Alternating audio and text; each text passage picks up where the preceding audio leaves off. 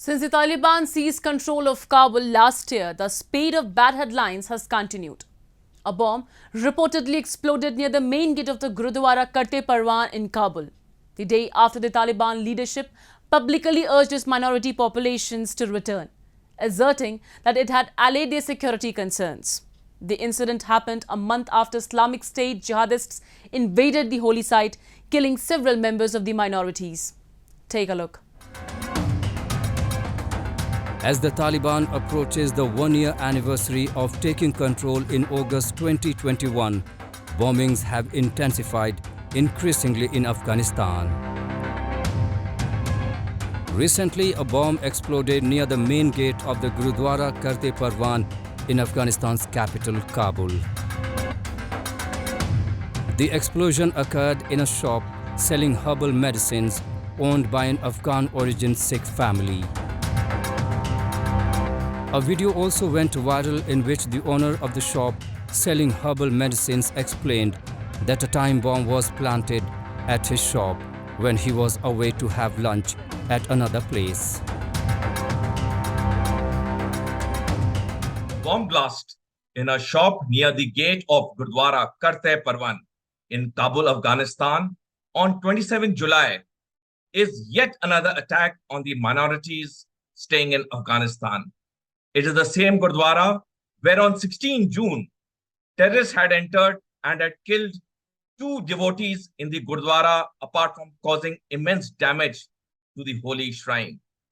The minorities in Afghanistan are very scared, and with each passing day, more and more incidents are happening where either they are being attacked or their religious institutions are being attacked.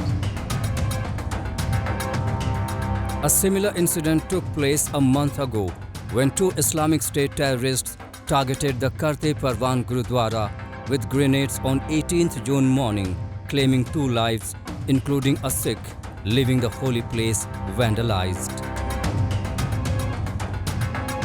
Religious minorities in Afghanistan, especially the Sikh community, have been targets of violence in Afghanistan. As of March 2020, there were around 650 to 700 Afghan Sikhs and Hindus in Afghanistan.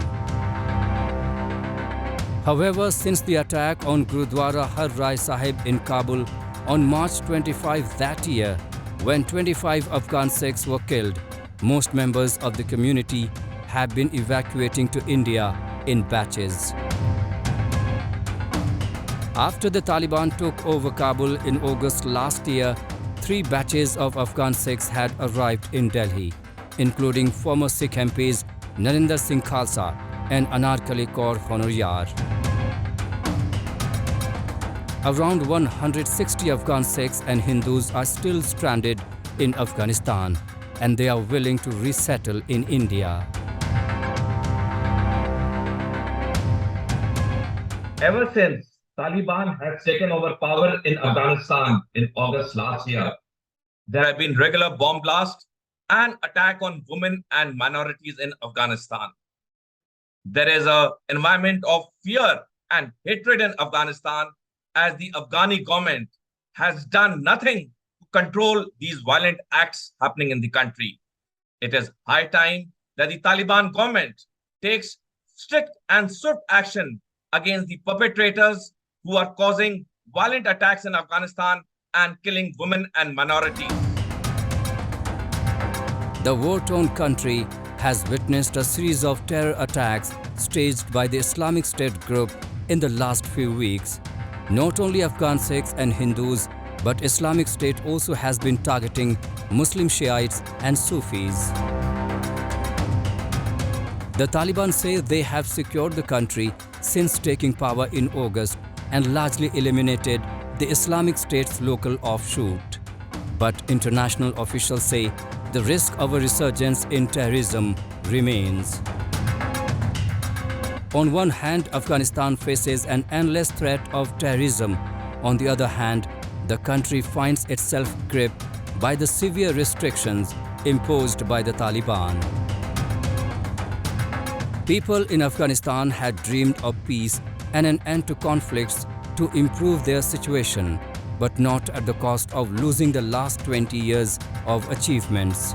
It seems that the forever war in Afghanistan is nowhere near its end.